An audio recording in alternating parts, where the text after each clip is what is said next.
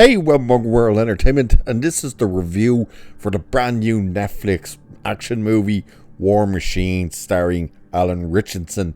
This is the sci-fi movie that he was doing for Netflix, which was announced sometime last year, and it finally came out. Kind of came out of nowhere. I didn't see any real advertisement for it.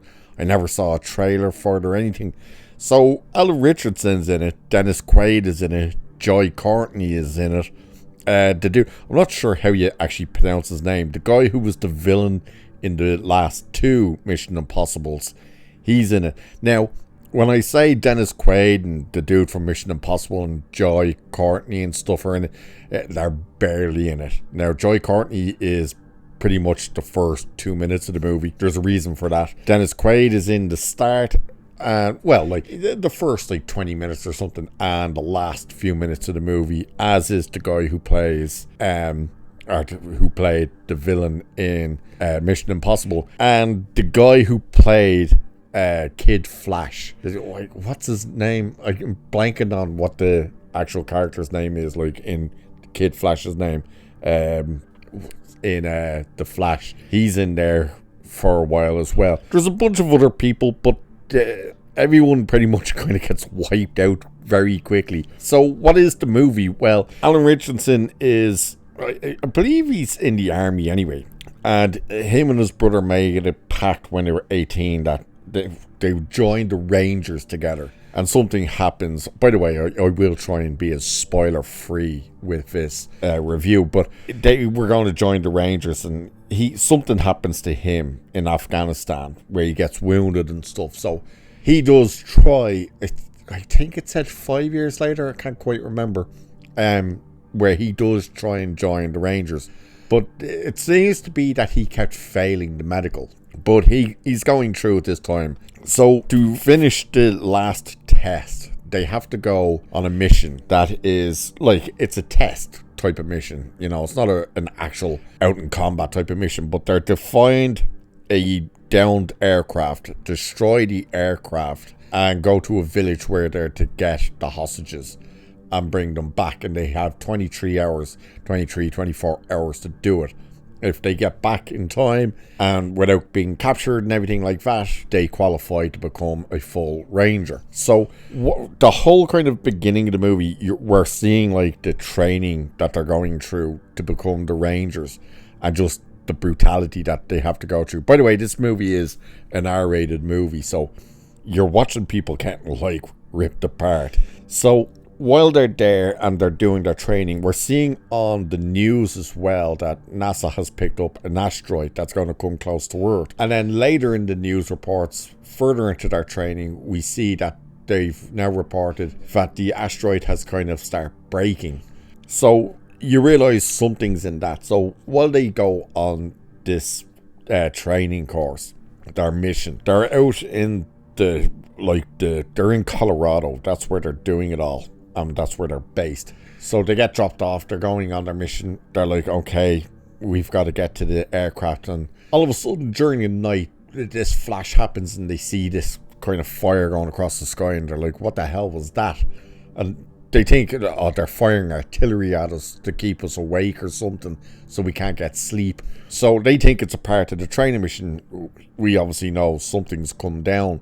So they arrive to a lake, and they see this craft on the ground, and they're okay, here's our plan. We could get flanked. It's down on this river bank, and we could get flanked. So some of us go this way, some of us remain here. So, and one of the guys who is the what do you call it? It's not navigator, but he's also not a tracker.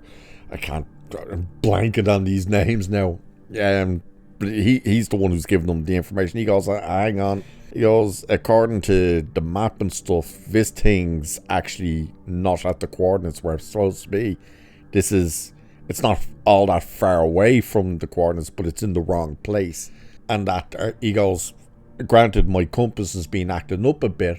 And Alan Ritchson looks at his, and his is moving a bit. And by the way, they don't have names.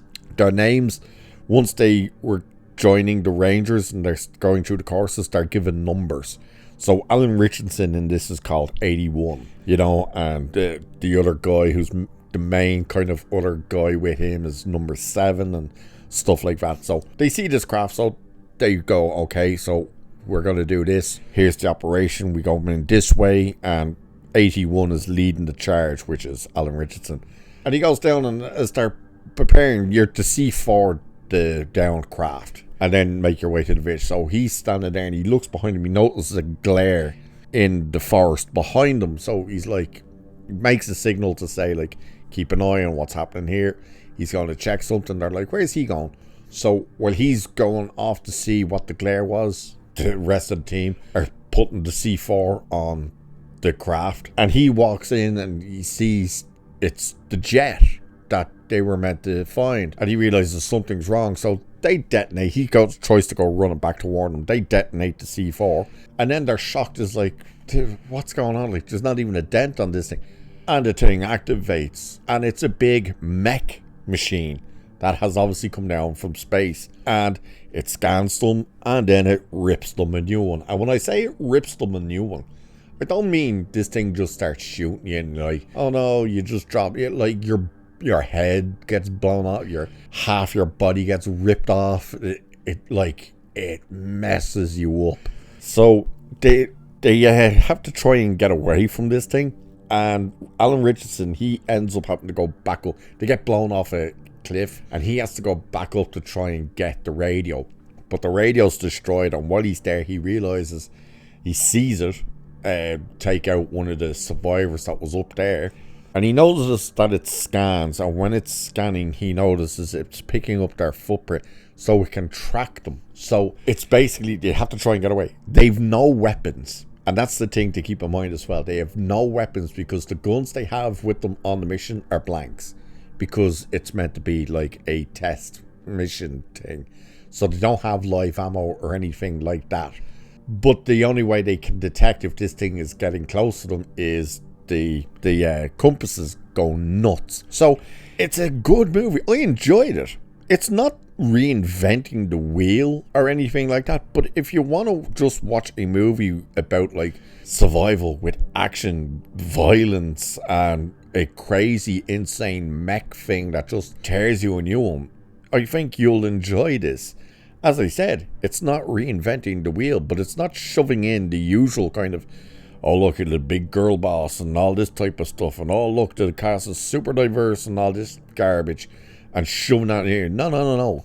Alan Ritchson, 81, he's the main lead of this movie. He has his own type of trauma, and he's been tasked, which he doesn't want to lead this mission, and it goes pear-shaped because this thing arrives down, and they don't know how to beat it. And he eventually does figure out one way to beat it. And you do see it at one stage, sending a signal. Now, the interesting part about the signal being sent is you don't know whether it's calling more, whether it's just, letting others know where it is, or what it's doing. And 81 sees it, he's like, who are you talking to? And it is that kind of, is it calling for more? Is it calling for reinforcements? What is it doing?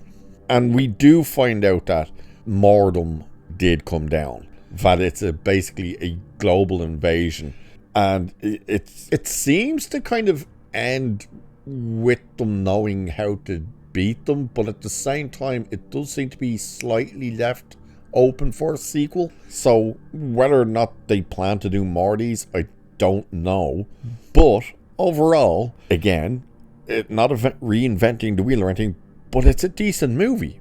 The special effects in it are fantastic. There's one or two iffy bits. There's an iffy bit when they're driving, and they try and do like the one track type of thing where you're watching Alan Ritchson doing one thing at the back of the vehicle, then there's another guy at the door and it goes up to the driver. That part looks a little off, but everything else looks fine. The actual design of this mech thing is great. There's a couple of things with that yoke that is a bit weird and kind of contradicts a little things. And what I mean by that, again, I won't spoil how they defeat them or anything like that. But as I said, when they go up, now obviously in their test run mission, they've got C4 because they are to destroy the plane that is set up for them to destroy. So they are using real C4 on this thing, and it doesn't scratch it. But then when rocks fall on it, it damaged it. And I was like, that's a bit strange, like that the rocks damaged it, but the C4 didn't. And then there's also a thing of, it seems to not be able to be as strong against at least armored vehicles or anything like that, which it was strange in a way. It was like you're showing it being this super strong and stuff, but at the same time you're kind of saying it can't quite damage this stuff without like tons of fire. So there's a little bits and pieces like that where you're kind of like, that's a bit odd the way that worked. But overall, I thought it was great. The locations they filmed in were fantastic, and that is the thing. They're real locations. So it wasn't like, you know, they were shooting this on volume. The explosions were clearly practical effects as well. So you weren't watching these fake explosions.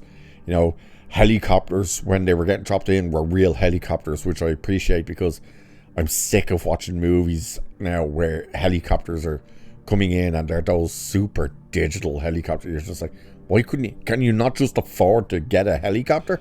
Everything bar the big bloody mech thing is basically practical effects and actual locations. So it's shot very well. It looks great. You know, the acting was pretty good. Dennis Quaid looks weird in it though. I don't know why. He looks weird.